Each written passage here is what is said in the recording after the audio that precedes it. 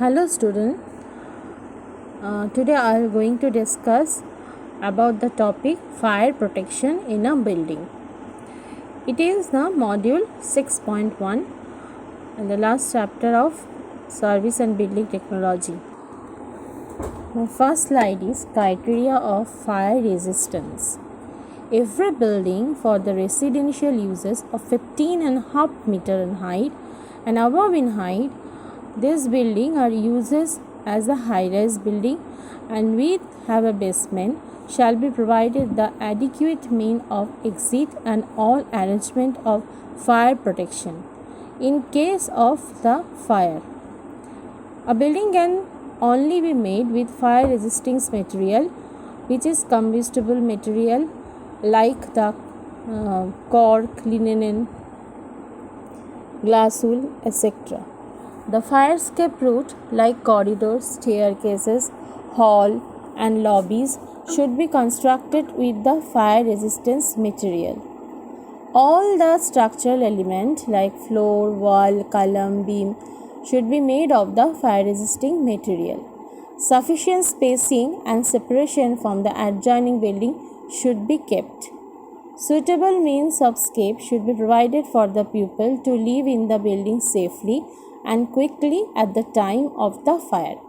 In multi-storied building, suitable equipment should be provided for detecting, extinguishing and warning of fire.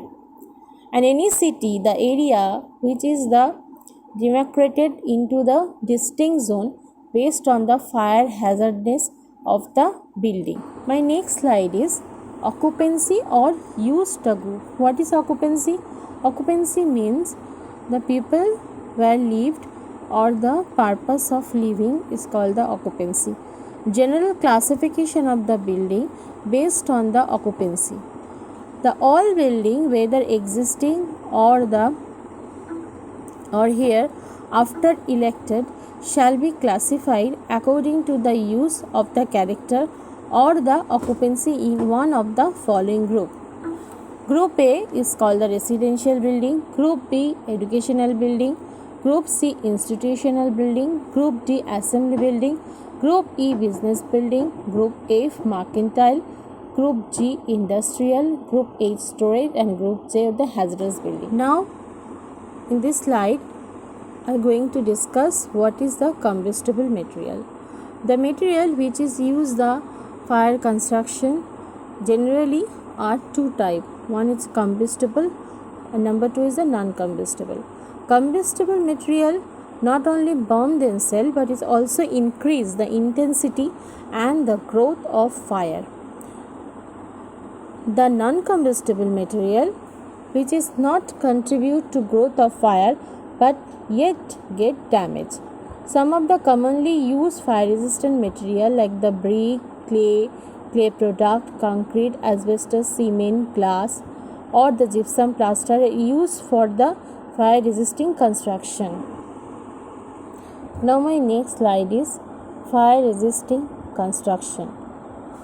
For every building or the above 15 meter height of the building, non-combustible material should be used for the construction. External wall of staircases enclosures should be constructed of brick and reinforcement concrete or any other material of construction with minimum 2-hour fire rating. RCC floor and roof are also made with some fire resist construction material and suitable slope for easy draining the water at the time of fire. Smoke sensor or the gadget may be permanently installed in a building for easy detection of the fire. Fire alarm and fire extinguisher arrangement should be provided for the basis of importance building.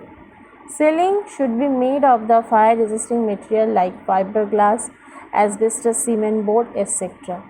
Fire resistant door and window are made of the fireproof material instead of wood. This is the basic guideline of the fire resisting construction.